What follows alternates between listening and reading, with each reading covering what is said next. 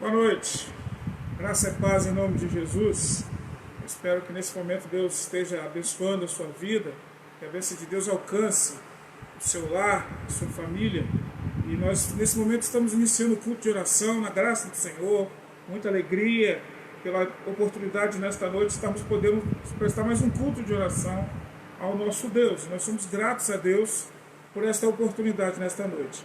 Nesta noite nós não estamos fazendo na igreja, uma vez que nós tivemos a necessidade de anteciparmos a sanitização do templo. Essa sanitização ela é um protocolo, né, para que nós voltássemos a abrir a igreja. Nós precisaríamos fazer esse procedimento de higienização que é chamado de sanitização de 2 em 2 meses, é o tempo de garantia. Mas se houver um contato, alguém que porventura esteja em suspeita, isso dentro de 30 dias, um período de 30 dias mais ou menos, é necessário que seja feita logo após. A Covid não passa, aquele produto ele retém, que é a amônia quaternária, né, o produto usado ali, ele retém ali a doença, mas é necessário fazer se já tiver passado mais de 30 dias. Se for os primeiros dias da sanitização, não tem problema. Mas como nós já tínhamos aproximadamente 30 dias ou mais que havíamos feito, tivemos necessidade de anteciparmos essa segunda sanitização. Então foi feita ontem. Por conta disso, nós não pudemos abrir o templo.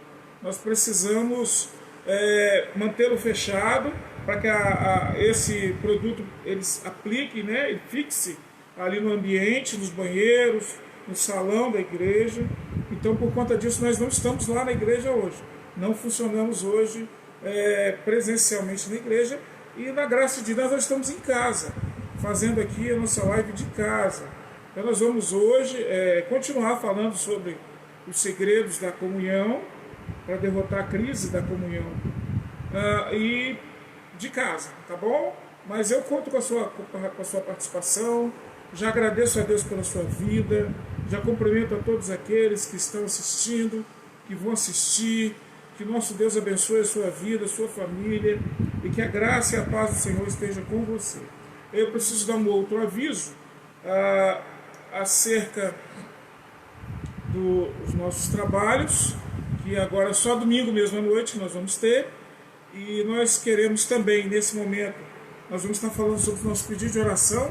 Assim que nós terminarmos o estudo, nós faremos a leitura de alguns nomes, né? Nossa lista é grande, nós temos o grupo, né, que já tem os nomes das pessoas que nós vamos orar, e eu espero que você possa também, em nome de Jesus, poder estar mandando seu pedido de gratidão, de agradecimento, se tem alguma necessidade, coloca diante de Deus. Boa noite, irmã Ruth, seja bem-vinda, em nome de Jesus. Então que você possa mandar o seu pedido de oração, que nós possamos juntos poder estar orando. Nós cremos que Deus responde as orações e tem respondido. Nesse momento eu quero orar para nós podermos iniciar o nosso estudo desta noite. Amém? Vamos orar comigo. Eu quero orar nesse instante. Santo Deus e eterno Pai, muito obrigado por este dia, onde o Senhor nos permite que nos reunimos, Senhor Deus, para prestar um culto ao Senhor. Eu sou grato ao Senhor por estar em casa nesse instante, junto com a minha família, para prestar este culto. Também peço aí pelas pessoas, outras famílias, nos seus lares, trabalho, Senhor Deus, onde quer que esta palavra chegue, alcance, Senhor, que as pessoas estejam sendo abençoadas pelo Senhor, segundo a sua vontade, que a sua palavra ache morada nos corações e que ela possa fazer a transformação que lhe apraz, Senhor. Muito obrigado pelo dia de hoje. Eu quero colocar diante do Senhor as vidas que estão diante desta tela, do outro lado. Eu quero pedir ao Senhor que esteja abençoando-os e que as necessidades que eles têm, Senhor Deus. O Senhor conhece os seus corações, conhece as suas necessidades, e eu peço, Senhor Deus, que em nome de Jesus o Senhor possa abençoar estas vidas. Muito obrigado. Receba este culto, receba esta palavra, Senhor Deus, como cheiro suave. Nos abençoe com a sua direção, com a orientação do teu Santo Espírito e com o som do mesmo para a tua igreja. Nós oramos e pedimos, Senhor Deus, que o Senhor possa derrotar a crise da comunhão nesta igreja e em toda a igreja do Senhor, para que haja harmonia, para que haja a unidade, para que a comunhão reine e o testemunho do Senhor na tua igreja cresça. Nós oramos e agradecemos em nome de Jesus. Amém. Obrigado pela tua presença. Estou vendo mais gente chegando aí. Seja bem-vindo. Se não me engano, é João. Tem um casal ali que eu não estou vendo quem é direito, mas seja bem-vindo em nome de Jesus. Nós vamos começar. Eu quero convidar você para abrir a sua Bíblia no livro de Romanos, no capítulo 14, do versículo 14 e 13. Romanos 14, apenas o versículo 13.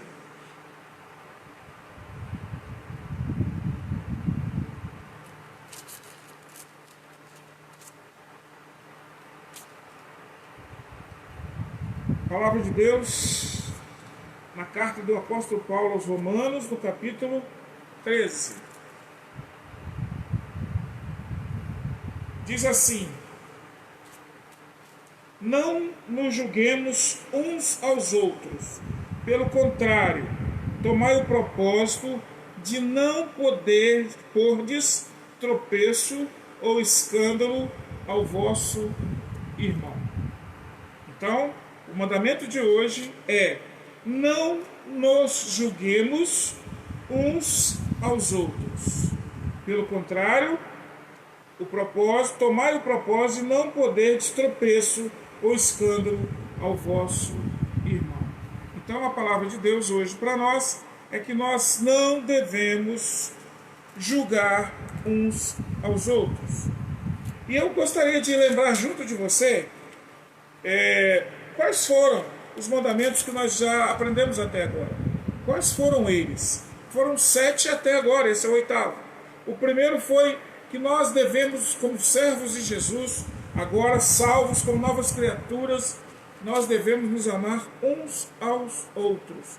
Ou seja, é um mandamento do cuidado, da proteção, em que os irmãos se relacionam, são pessoas diferentes, de pensamentos diferentes, de etnias diferentes, e vieram de religiões diferentes, e agora estão juntos, como membros do corpo de Cristo, que é usado ali como figura. Então devem amar uns aos outros, assim como Cristo nos amou. Segundo, é receber uns aos outros, não só amar, mas receber também uns aos outros, ou seja, ter um coração voltado, receptivo para os outros, e não espelativo, né? Tirar as pessoas, afastar as pessoas, mas é algo como fosse receber a todos. Todos os servos de Jesus devem aceitar uns aos outros. Terceiro deve-se cumprimentar uns aos outros. É muito sério. O cristão ele precisa cumprimentar-se uns aos outros. E é triste quando o cristão não cumprimenta um ao outro. E isso não foi escrito só para a Igreja Batista não, irmãos. Foi escrito também para todos os cristãos. Este mandamento não é para a Igreja Batista, mas é para todos. Então você deve cumprimentar todos os irmãos em Cristo. Quarto lugar, devemos também cuidar, ou ter igual cuidado uns dos outros. Cuidar uns dos outros, com igual cuidado. Não cuidar de uns e de outros não, mas o cuidado deve ser igual uns para com os outros, assim como Deus cuida de nós. Também devemos nos sujeitarmos uns aos outros. Ou seja, eu devo ver meu irmão como alguém superior a mim e ser sujeito àquele irmão. A esposa deve ser sujeita ao seu marido no Senhor, mas é uma sujeição que deve ser no Senhor. Sexto lugar, devemos suportar uns aos outros. Tem pessoas que não têm o mesmo temperamento, a mesma forma que nós temos de pensar, de lidar com as situações, então nós precisamos suportar uns aos outros. Então é um mandamento, esse sexto mandamento, ele é um mandamento que nos protege, a ponto de que nós possamos entender o outro e o outro nos entender também. Mas espera aí, Manel, você está falando de não julgar, como é que nós vamos suportar uma pessoa que é insuportável? Como é que é isso? Até que ponto? Mas a Bíblia diz que nós temos que suportar uns aos outros, ser mais longânimos com a maneira de agir para com esse, de tomar algumas decisões, inclusive.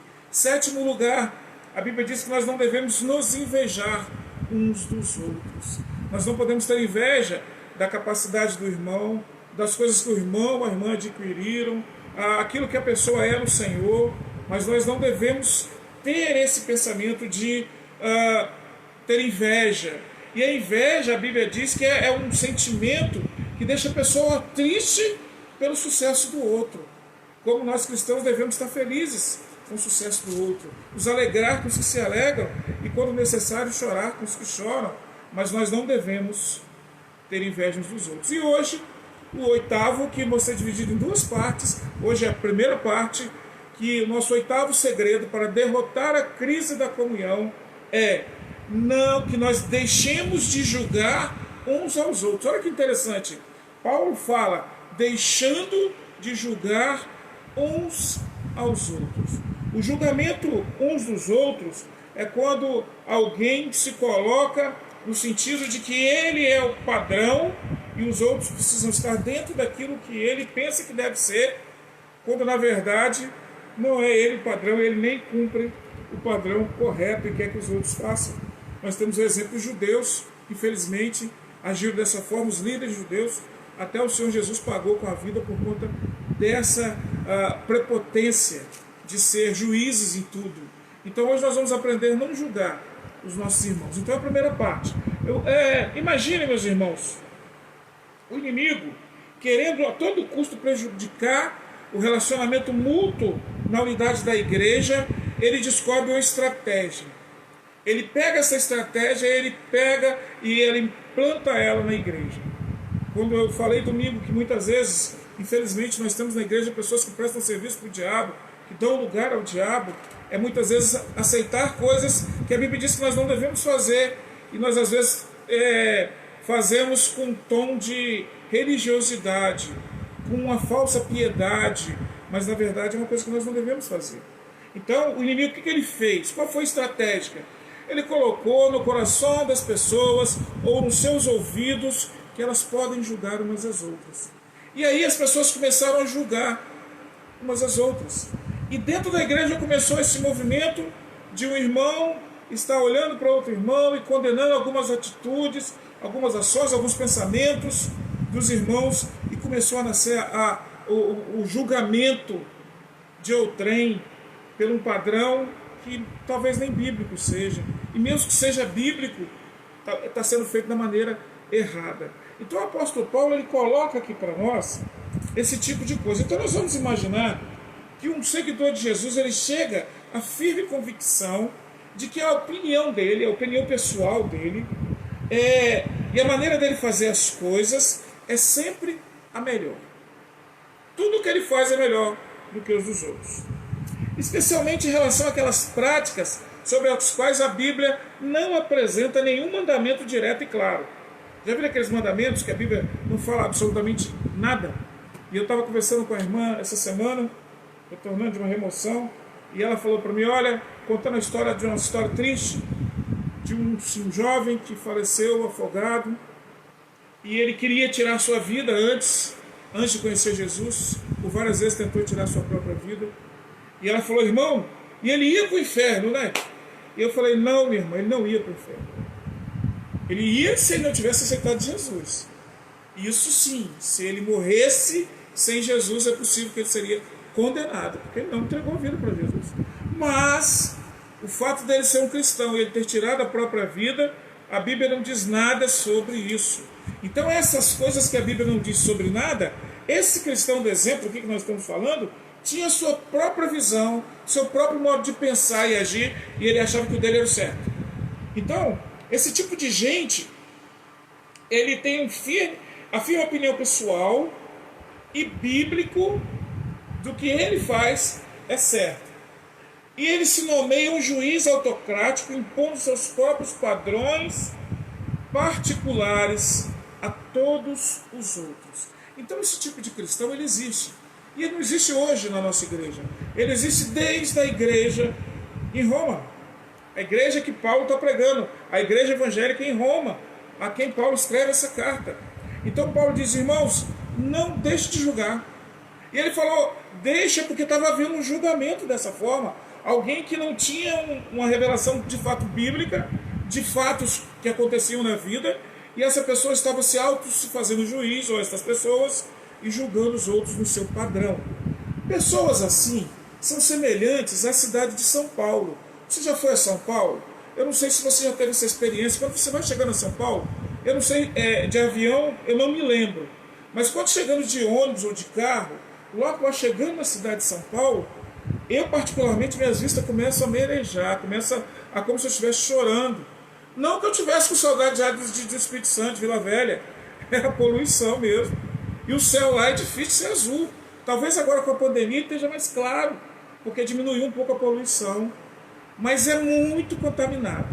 Assim como a cidade de São Paulo é contaminado, pessoas que julgam as outras são tão poluentes quanto a cidade de São Paulo, Tóquio, a Nova York, todas as grandes cidades têm grandes volumes de poluição.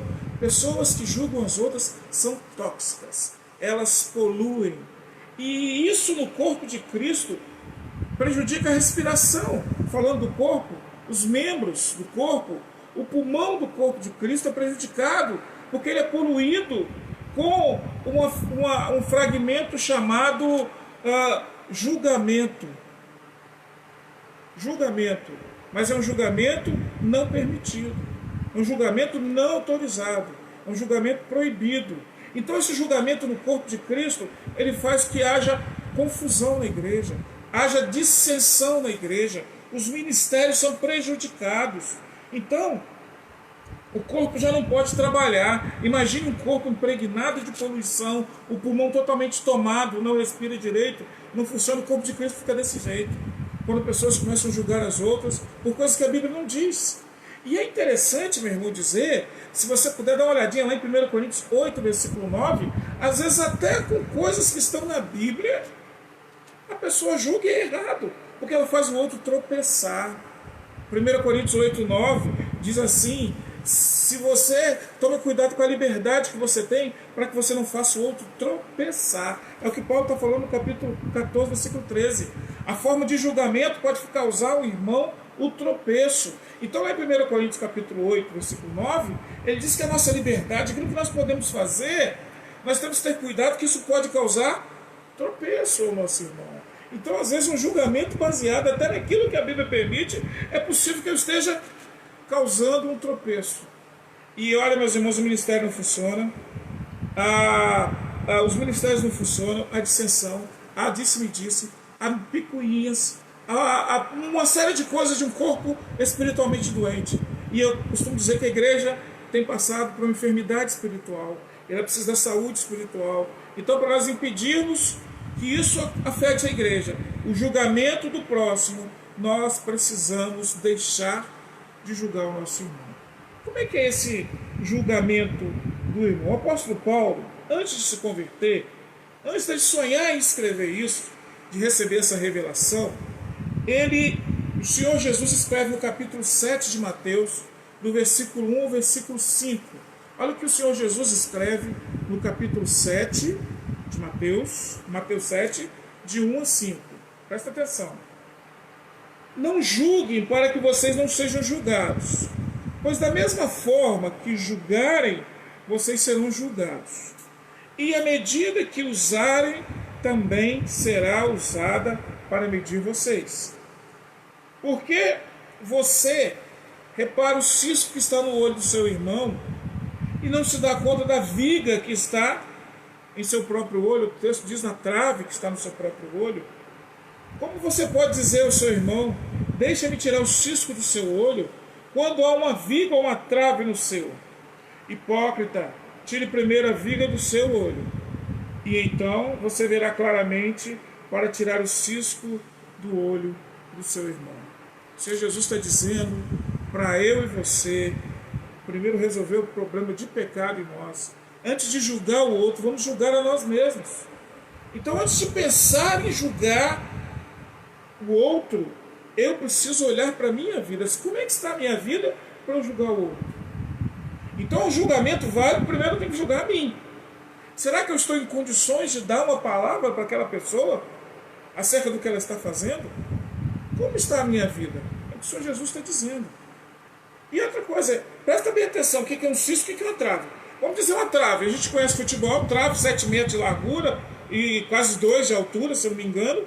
É aquele negócio. A gente conhece trave aqui, uma trave de um barraco, né? Atravessa de um lado para o outro, uma madeira grande. E o cisco, você não consegue nem ver. Agora olha que hipocrisia uma pessoa poder ver um cisco no olho do outro e não prestar atenção na trave que está no céu. Nós somos todos pecadores. Nós, diante de Deus, somos todos pecadores. E nós precisamos avaliar a nossa vida primeiro antes de julgar o outro. Então, antes do apóstolo Paulo escrever isso, o Senhor Jesus já havia escrito em Mateus que nós não podemos julgar o irmão ou dar uma palavra para ele antes de nós olharmos o pecado que está em nós. Tamanha coisa que está atrapalhando a nossa visão e nós estamos julgando as pessoas. Então, nós precisamos evitar isso. Então, o que nós devemos evitar? A definição daquilo que nós devemos evitar. Se é deixar de julgar, qual é a definição? Julgar uns aos outros significa tomarmos por certo que a nossa ideia sobre determinada prática duvidosa ou questão doutrinária é única e admissível. Ou seja, como eu falei sobre suicídio, a Bíblia não trata nada sobre suicídio. A Bíblia não diz que alguém que cometeu suicídio vai para o inferno. Não estou também dizendo a salvação só por Jesus Cristo. Só vai ser salvo quem teve um compromisso. Julgar o pensamento alheio, porque ela pensa de uma maneira que a Bíblia não diz. Então nós não podemos tomar doutrinas ou inventar doutrinas de coisas que a Bíblia não diz. Outra coisa, vamos ver aqui o que a Bíblia diz sobre isso, de alguns exemplos negativos de julgar as outras pessoas. Olha o que a Bíblia diz, já até falei sobre esse texto outras vezes aqui. 3 João, versículo 9, 10, diz assim: escrevi, João, a carta de João, a sua terceira carta, lá próximo ao Apocalipse, um livro antes de Judas, né? Judas do Apocalipse, antes vem João, diz assim: escrevi à igreja, mas Diótrefes, que gosta muito de ser mais importante entre eles, não nos recebe. Portanto, se eu for, chamarei a atenção dele para o que ele está fazendo com suas palavras maldosas contra nós. Não satisfeito com isso, ele se recusa a receber os irmãos, impede os que desejam recebê-los e os expulsa da igreja. Esse irmão, Diótrefes, era líder da igreja, não aceitava as orientações do apóstolo, que era o líder representante de Jesus, que era ao ser subordinado, devia ser subordinado a João. E João envia pessoas com cartas para a igreja, orientações para a igreja, ele não recebia.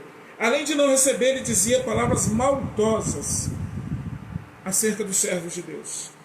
Então, segundo João, ele diz, não satisfeito com isso, ele recusa receber os irmãos e impede os que desejam recebê-los e expulsa as pessoas da igreja.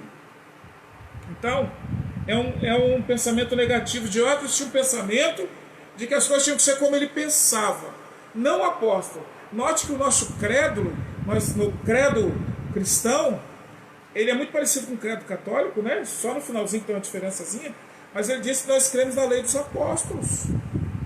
Os apóstolos são os representantes de Jesus. Eles têm a palavra de Deus, eles escreviam pelo Espírito Santo de Deus. Então eles inspirados pelo Espírito Santo de Deus para escrever, para falar às igrejas.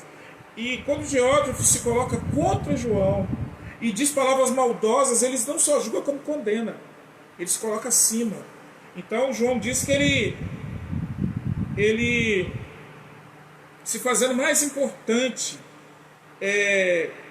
do que os outros, querendo ser mais do que os outros. Ele diz assim, que gosta muito de ser mais importante entre eles, não recebe. Ou seja, quando alguém julga o outro, está se achando mais importante do que os outros, porque ele não muda a sua posição. E ele não tem uma palavra bíblica ou doutrina para dizer, para fundamentar, mas ele quer continuar daquele jeito. Então ele não aceita. 1 Coríntios capítulo 1, a partir do versículo 10, diz assim, apóstolo Paulo: irmãos, em nome de nosso Senhor Jesus Cristo, suplico a todos vocês que concordem uns com os outros no que falam, para que não haja divisões entre vocês, e sim que todos estejam unidos num só pensamento num só parecer. Versículo 11. Meus irmãos, fui informados que por alguns da casa de Cloe que há divisões entre vocês. Versículo 12. Com isso quero dizer, cada um de vocês afirma, eu sou de Paulo, eu sou de Pedro, ou eu sou de Cristo. Na igreja de Corinto havia uma separação. Uma família piedosa da igreja informa para o apóstolo que havia um problema na igreja. E ele escreve essa carta, nós vamos saber disso quando começar a estudar 1 Coríntios, bem em breve a gente vai estar estudando. Ele escreve essa carta em resposta para que os irmãos se acertem. Eles têm que concordar tudo um com o outro. E qual era a discordância? Uns diziam que seguiam a Paulo, outros diziam que seguiam a Apolo, que nem era apóstolo. E havia essa divisão na igreja. A igreja de Jesus não pode ser isso, então havia um julgamento de a quem nós vamos seguir. Quando o apóstolo dá uma palavra de que não. E ele continua dizendo que quem é Paulo, quem é apóstolo. Um plantou e o outro regou, mas quem dá o crescimento é Deus. Então a unidade da igreja precisa ser dada aos irmãos, precisamos concordar, não julgar. Isso é negativo quando há dissensão, a separação. Isso é uma poluição no corpo de Cristo. Então, como isso se aplica a nós, irmãos? O que eu e você aprendemos sobre não julgar? Como que isso aplica a nós? Versículo 12 do capítulo 12 de Romanos, capítulo 14 de Romanos, 14, 2 de Romanos, Paulo diz assim: primeira implicação, um crê que pode comer de tudo, já outro cuja fé é fraca come apenas alimentos vegetais. Aquele que come de tudo não deve desprezar o que não come. Aquele que não come de tudo não deve condenar aquele que come, pois Deus o aceitou. Quem é você para julgar o servo alheio? É para o Senhor, o seu Senhor, que ele está de pé ou cai? E ficará de pé, pois o Senhor é capaz de o sustentar. Quem sou eu para julgar o servo alheio? Quem é você para julgar o servo alheio? Paulo está falando sobre a questão de alimentação. Os irmãos estavam questionando sobre comer, o que podia comer, o que não podia comer, o que era possível comer ali. Então Paulo disse que ninguém julgue. Quem come, come. Quem não come, não come. E Paulo dá uma orientação: a não ser que aquilo seja sacrificado para ídolos. Você vai comer alguma coisa, alguém fala: isso aqui é para São Manuel. Essa carne aqui é sacrificada para ajudar em prol, né, do São Manuel. Não come não. Dá só para São Manuel mesmo. Brincadeira. Mas é carne sacrificada a ídolos. Se alguém te der, não, essa não. Mas fora isso, podia comer sem problemas. Mas se comer essa carne trazia um problema para o irmão, aí lá entra 1 Coríntios capítulo 8, versículo 9, a minha liberdade não deve fazer com que o irmão tropece. Aí eu tenho que fazer um julgamento sobre a minha liberdade, sobre aquilo que eu posso e aquilo que eu não posso. Por exemplo, irmãos, beber. A Bíblia diz que é pecado beber? Se eu disser que é pecado beber, eu estou mentindo. Então a Bíblia não diz que é pecado beber. Mas a Bíblia diz que alguns tipos lá no Timóteo, quando fala para os diáconos, não deve ser dada muito vinho, e aos presbíteros, aos pastores, bispos, esses que lideram, né, que são líderes da igreja, a esses não deve ser dado vinho. Muitas culturas, muitas igrejas, as pessoas são acostumadas a tomar vinho nas suas casas, tomar vinhos com muita tranquilidade, mas nós entendemos que na nossa cultura nós temos um problema muito sério com o alcoolismo.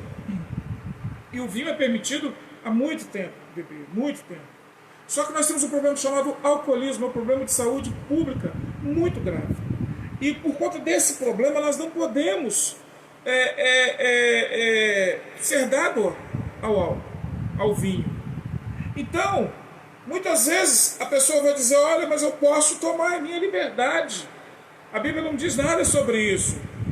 Mas eu quero trazer um exemplo para vocês. Se tiver alguém que é alcoólatra e sabe que você pode beber, essa pessoa vai começar a beber e essa pessoa vai morrer.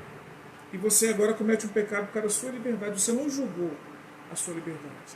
Então é nesse sentido que nós precisamos aprender. Mas eu quero dar essa palavra na nossa segunda parte, semana que vem. Continuando as nossas implicações. A respeito de tais coisas duvidosas e secundárias, não temos o direito de exigir a total conformidade. Você não tem que concordar comigo. Mas por um outro lado, eu como pastor, eu tenho que prezar pela pureza da igreja. Eu tenho que pregar pela pureza, pela comunhão e pela saúde da igreja. Então eu preciso dar palavras acerca do bem-estar da igreja, para que não haja tropeço para o outro irmão, com a liberdade do outro. Então, essas coisas duvidosas nós não podemos exigir unanimidade, mas nós não podemos julgar o outro que as faz. Seria como anunciar o amor e aceitação à venda. O preço, qual seria? Toda a conformidade do freguês às nossas convicções. Ou seja, seria a respeito de tais coisas. Seria o amor e a aceitação à venda. Qual seria o preço? Você aceitar todas a conformidade e as convicções do outro. Então, ou de quem julga. Então isso não é certo. O certo é que nós não devemos julgar essas coisas. Julgar as pessoas por coisas que a Bíblia não diz. E condená-las por isso. Cristão não deve exigir de seus irmãos aquilo que a própria Escritura não tenha ordenado. Ok? Então, a questão da bebida é uma questão muito séria. Mas nós temos uma série de versículos que nos dão base para que nós possamos evitá-la para o bem maior, para o bem do corpo de Cristo. E, continuando, não devemos criticar uns aos outros. Então, esse julgamento, o que implica? Eu não devo julgar o irmão naquilo que a Bíblia não diz. Por exemplo, o que a Bíblia diz sobre tatuagem? Só que eu, particularmente, meus filhos sabem que eu sou contra a tatuagem. Eu pergunto para eles, essa tatuagem é em nome de quem? É para glorificar a quem que você está fazendo isso? A Bíblia fala sobre brinco, pince. Então, mas você está colocando em nome de quem? A gente pode conversar sobre isso. Mas nós não devemos diminuir o irmão que gosta, que faz isso. Ou o homem que usa cabelo grande, ou usa cabelo curto. São coisas pequenas demais para nós ficarmos perdendo tempo e nos dividindo. E a Bíblia não trata sobre essas coisas. Ok? Continuando. Tiago 4,11. Irmãos, não falem mal uns dos outros. Quem fala mal contra o seu irmão ou julga o seu irmão, fala contra a lei e a julga. Quando você julga a lei, não está cumprindo, mas está se colocando como juiz. Há apenas um legislador e juiz, aquele que pode salvar e destruir. Mas quem é você para julgar o seu próximo? A Escritura deixa a critério da consciência individual certos aspectos da doutrina e do comportamento. Tem coisa que a nossa consciência precisa trabalhar para nós lidarmos com essa situação. E Deus nos presenteia com essa consciência. Deus nos deu volitividade, nos deu raciocínio, nos deu liberdade para pensarmos, para tomarmos decisões. Então essa característica Deus nos deu para isso. Por isso a igreja não deve exigir de um cristão que ele pense ou haja em relação a estas coisas de maneira idêntica à nossa como condição de acolhermos como membro da igreja. Então tem muita coisa que nós não devemos. Você pode ver lá em Romanos 14, versículo 1, diz assim, vamos lá: acolhei o que é débil na fé, e não, porém, para discutir opiniões. Versículo 3. Quem come não despreze o que não come, e o que não come não julgue o que come, porque Deus o acolheu. Versículo 4. Quem és tu que julga o servo alheio, para o seu próprio Senhor estar em pé ou cai? Mas estará em pé, porque o Senhor é poderoso para o sustentar. Interessante que me veio à mente agora aqui a pandemia. A pandemia nos colocou numa situação muito difícil. Nós agora estamos em live, né?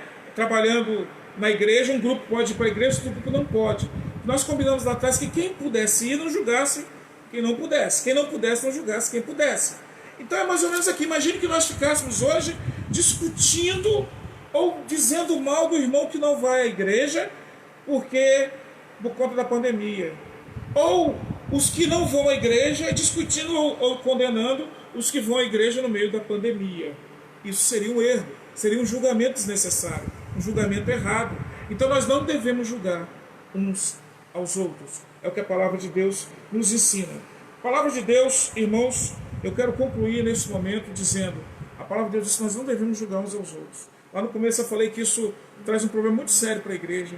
Isso impregna a igreja de uma poluição que atrapalha o crescimento da igreja. Onde há dissensão, irmãos, há julgamento um julgamento desnecessário, um julgamento proibido, um julgamento que nós não podemos fazer. Onde há contendas, é por causa de um julgamento. As pessoas julgam as pessoas como elas queriam que fossem e nelas mesmas não mudam. Então lembra que Jesus falou no capítulo 7 de Mateus: tira a primeira trave do seu olho. Tire primeiro o que está impedindo o seu olho de enxergar. Que você precisa estar unido, em comunhão com o irmão. Você precisa estar congregando. Voltando lá no que eu falei lá das lives, de não vir à igreja ou de não ir, tudo bem. Mas uma coisa que a gente pode condenar é a não participação das lives.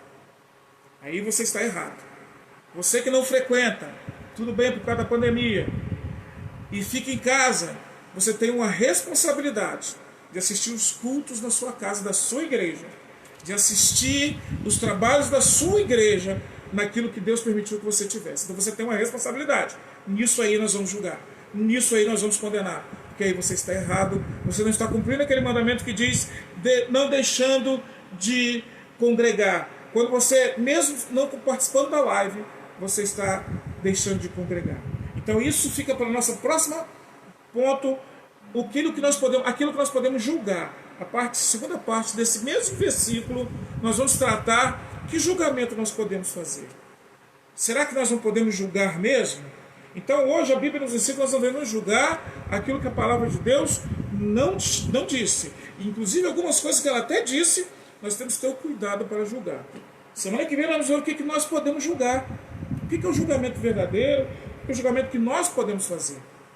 Como nós podemos julgar? Então eu quero concluir com você nesta noite, meu irmão. A palavra de Deus, em Romanos capítulo 14, versículo 13, na parte A. Portanto, deixemos de julgar uns aos outros. Segunda parte, em vez disso, façamos o propósito de não colocar pedra de tropeço ou obstáculo no caminho do irmão. Amém? Deus te abençoe. Eu espero que essa palavra tenha chegado ao seu coração, você tenha entendido. Nós temos 8 segredos para derrotar a crise da comunhão. Eu quero que você se lembre de um por um. Não que você vá, como é que eu quero dizer, ficar guardando, decifrando, mas aprenda para não cometer esse erro de não amar, de não receber, de não cumprimentar, de não aceitar, de não subjugar, de não suportar, de talvez ter inveja. Então deixemos de fazer essas coisas. São 8 que Deus está dando oportunidade para nós, para que nós possamos derrotar a crise da comunhão. Eu desafio você, meu irmão, minha irmã, olhe para a sua vida. Como está a sua vida diante de Deus? Por que Deus tem permitido nós falarmos sobre esse assunto de novo? Crise de comunhão. Nós só podemos ter uma igreja unida em união, em comunhão, quando nós tirarmos a trave do nosso olho e começarmos a olharmos com o olho do Espírito Santo, uns para os outros. Amém? Deus te abençoe. Eu quero fazer a leitura das orações. Eu quero botar um pedido aqui. Uma moça, nós conhecemos ontem, uma adolescente, faz 18 anos, mês que vem. Um estado muito triste, irmãos, dependente de cocaína, tem um problema de psiquiatria também. E ela perdeu o pai há pouco tempo. O pai morreu afogado, pai e mãe médica. Não vou falar o nome aqui na live porque torna público. Vou falar na igreja, posso falar no grupo nosso da igreja pessoal, mas aqui na live eu não vou falar o nome. Só vou dar o primeiro nome, é R.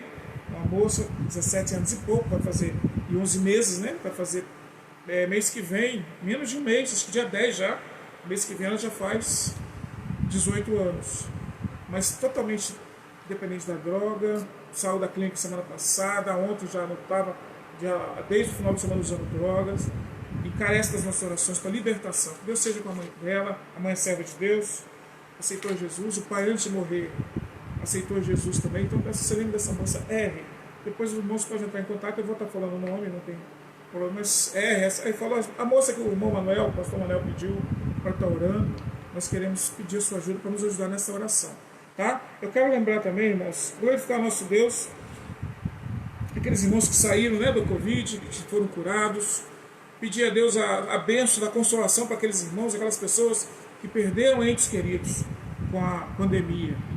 Pedir a Deus pela vida do irmão de Valdo, irmão de Milson, irmão do Ídia, irmão Bani, estão agora com suspeitas, né, passando pelo isolamento, que Deus possa ser com os irmãos. Agradecer a Deus que a Alice chegou, né, a filha do irmão Marlis e a irmã Estefânia, nasceu hoje, né, agora é Marlis, Estefânia, Henrique e Alice, para a glória de Deus, Deus abençoe.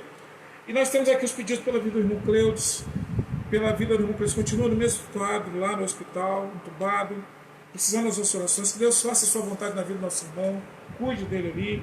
Eu lembro ainda da irmã Cristina, do tratamento da irmã Cristina, que não esqueçam dessa oração também.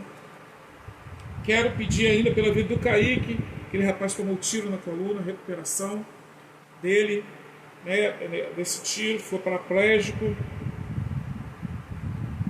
Agradecer a Deus pela conclusão do congresso, né, dos adolescentes.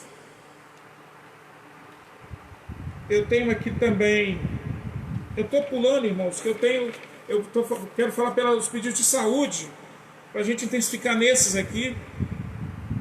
Lembrando a irmã Isolina, né, a recuperação do Dr. Evaldo, agradecendo a Deus, né, ali pela vida o irmão Jonas saiu do hospital, está em casa já, está em alta. Eu quero lembrar do Hudson, né, tio da irmã Cristina, não esteja orando pela vida dele, pela saúde, pelo tratamento dele, ele deve entrar em tratamento já. Então, orando pela família do Hudson, o Diomar, né, o pai dele, também pelo Hudson, o Guilherme, a Alessandro, Jarbas, o Paulo, a Carmen, a Graça, o Dinilson, o Gilmar, o Gilcinho, os familiares aqui. Então, meus irmãos, esses são os pedidos de saúde que eu peço, lembrando da Naí, do Joca lá, Montanha, que Deus possa abençoar a família deles, os genros, as noras, as filhas, os netos, as netas. Deus abençoe eles ali também, sempre acompanhando os nossos cultos. Eu quero pedir a Deus pelos nossos ministérios, pela nossa igreja em modo geral. E você lembra da nossa lista, esteja orando. Daqui a pouco eu vou terminar orando. Eu peço que você continue orando em oração por a nossa lista durante a semana. Aqueles pedidos que nós fomos recebendo. Lembre de estar orando. Tem mais muitos nomes aqui para orar, muitas coisas para nós orarmos. Eu quero pedir que você esteja orando. Um outro pedido que eu quero fazer para os irmãos é sobre a nossa igreja. Nós estamos voltando a trabalhar sobre a regularização, sobre documentação. Então nós precisamos da orientação do Senhor, irmãos. Que é muito difícil trabalhar nessa parte, é burocrático, é oneroso também. Então estou voltando a conversar com os arquitetos que estavam acompanhando, o pastor Antônio. Então nós estamos conversando, estão passando alguns documentos para nós. Nós estamos com alguns documentos da igreja que o irmão Manuel achou lá para nós. São poucos, mas que nós vamos começar a estar regularizando a nossa igreja junto à parte do CNPJ, essas coisas assim. Então nós carecemos de oração, orientação, iluminação do Senhor, para que nós possamos ser bem-sucedidos nisso, que são coisas de muitos anos que estavam paradas. Nós carecemos muito para resolver isso, irmãos, tá bom? Então, conto com as suas orações. Muito obrigado pela sua companhia. Que Deus te abençoe. E se tem algum pedido de oração, confie que Deus pode resolver. Não perca a esperança. Confie em Deus. Pode passar os pedidos. Vamos estar orando por você, pela sua saúde. E Deus, na sua infinita santidade, poder, na sua soberania, Ele vai responder da forma como apraz a Ele. Tá bom? Confie em Deus. Vamos orar. Deus te abençoe. Muito obrigado em nome de Jesus. Santo Deus e eterno Pai, em nome de nosso Senhor e Salvador Jesus Cristo, queremos te agradecer por esta oportunidade. Nos ajude, Senhor Deus, nesse instante, a que nós aprendamos e colocamos em prática esses 8 segredos que o Senhor nos ensinou acerca, Senhor Deus, da comunhão, para derrotarmos a crise da comunhão na igreja. Que possamos ter comunhão de fato uns com os outros, que temos prazer de congregarmos uns com os outros, mesmo que seja através da tela, que não possamos estar juntos, mas que haja esse amor, esse respeito, essa submissão, esse cuidado igual, esse amor, Senhor Deus, que é o amor de Jesus. Então eu te peço para a tua igreja que haja esse amor, que haja saúde espiritual em cada um de nós. que se atrave nos nossos olhos, que permita, Senhor Deus, que isso tire, para que em nome de Jesus, seu Santo Espírito, clareie as nossas vistas, para que possamos olhar para nós primeiros, antes de apontar o dedo para qualquer pessoa. E que, de fato, possamos ser bênção na vida uns dos outros, que possamos ser luz na vida uns dos outros e sal da terra. Nós te agradecemos por esta noite. Coloque diante do Senhor esses pedidos que nós falamos aqui e tantos outros que nós temos pedido, Senhor Deus. Eu te peço pela vida do Hudson, pela sua saúde, pelo seu pai, os seus irmãos, irmãs, que a bênção do Senhor alcance a sua casa, Senhor Deus. Que em nome de Jesus a sua saúde do Senhor alcance os corações que precisam de saúde. Venha sempre o tratamento da irmã Cristina, essa nova etapa. Que o Senhor abençoe a ela, abençoe os médicos que ali estarão acompanhando a tua serva. Seja com o teu servo irmão Cleudes, nesse momento em que se encontra na UTI. Nós sabemos que tudo contribui para o bem do Senhor e que tudo está no controle do Senhor. Muito obrigado, Senhor Deus, por esta noite. Muito obrigado pela tua igreja, por cada irmão que tem cumprido com o seu dever de congregar, de participar dos trabalhos da tua igreja. E permita que os outros que não participam que possam participar. Muito obrigado, Pai, por esta noite. Eu te agradeço e peço, Senhor Deus, a sua bênção para cada pessoa que está na nossa lista de oração.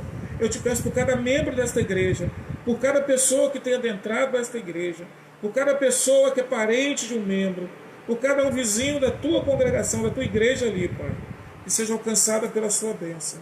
Nós pedimos, Senhor Deus, que em nome de Jesus nos dê o privilégio de ganhar vidas para o Senhor neste bairro, para que haja vidas, Senhor Deus, que tenham o desejo de entregar os seus corações ao Senhor e nos dê a alegria de obedecermos o ídolo do Senhor Jesus, de fazermos discípulos e ensinarmos toda a verdade do Senhor neste local.